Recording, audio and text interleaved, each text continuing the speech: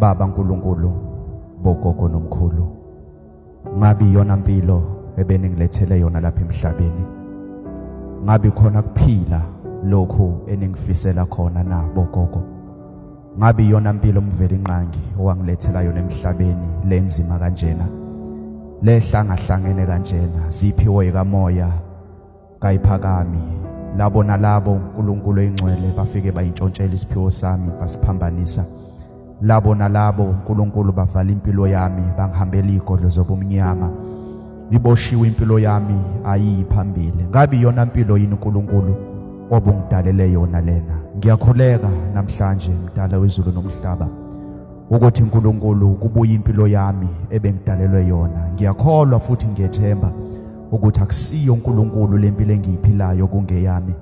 Okungenzeka eyami impilo moya engcwele bogogo nomkhulu iphilwa ngabanye abantu abathwebula inhlanhla yami ekuzalweni kwami, abathwebula izithunywa nezidalwa zami ekuzalweni kwami.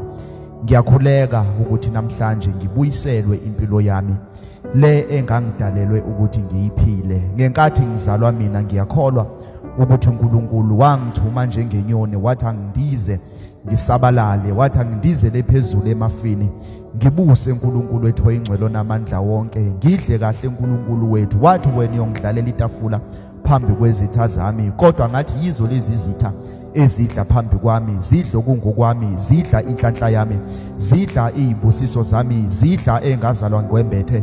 Hawu kodwa uNkulunkulu wethu oyingcwele ngeingubo zethu esazalwa sizembethe, ezantshontshwa ngabathakathi, ezantshontshwa ngababi. Siyakhuleka namhlanje uNkulunkulu wethu oyingcwele, sibuyisele inhlanhla zethu, sibuyisele esazalwa sibefumbethe, sibuyisele izingubo zethu. Nakho sifa amakhazi enhlupheko, nakho sifa amakhazi okweswela. uNkulunkulu akubuyelezwe izingubo zethu esazalwa sizembethe, ukuze namhlanje siyawuphakama nathi empilweni sifudumale njengabo bonke ngeingubo zethu nangeinhlanhla zethu.